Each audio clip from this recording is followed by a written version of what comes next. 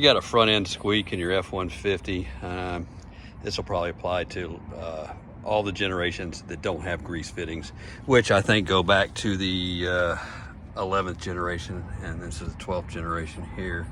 So all of these should have grease fittings on there, but you know, the manufacturer decided it's probably better not to keep the street corner greasers from blowing up your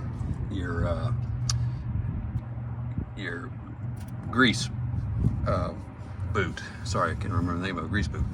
So how do you do that? So we've got another one over here. That one's got a lot of miles on it. It's a nice truck, but it was squeaking in the front end. It's and so if you took it to any street corner shop, they're going to tell you got to rebuild the whole front end. And you know, they may be right in some cases, but if it's just a grease issue, you just use one of these. So this is an air grease gun. You may not have one of those, but it's the hand crank, and that's just the grease needle. You can buy those at any auto parts, and you just stick it in there.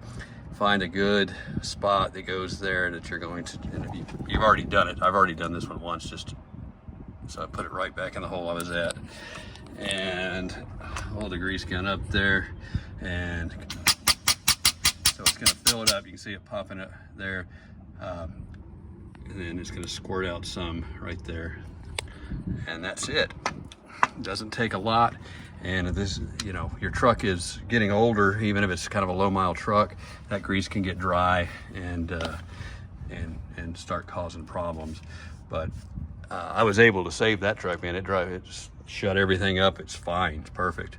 So try that before you go spending thousands of dollars of putting new control arms on it and everything like that. So it's just a squeak issue. This may that kind of issue may fix it. This one here, you know, the bushings are good, so a lot of these bushings will go out. And no, this is not going to fix that issue, but it will fix that. We just put some brake pads on this one too, and so it'll bleed a little bit more there, and you get it pretty solid, and that's it. And you also want to do, I've already done these already, so this is just a repeat. That's why it filled up real fast. You'll have to go a little bit longer than I did. So lower ball joint, and then your tie rod end right here. That's your tie rod end, so you want to do that too. So there's three on an F-150. There's three places.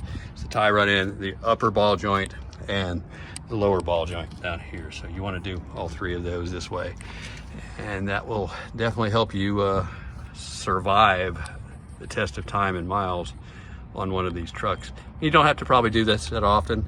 This truck here, this is a 2014. This is a Coyote long bed work truck. It's wild. It's a nice truck.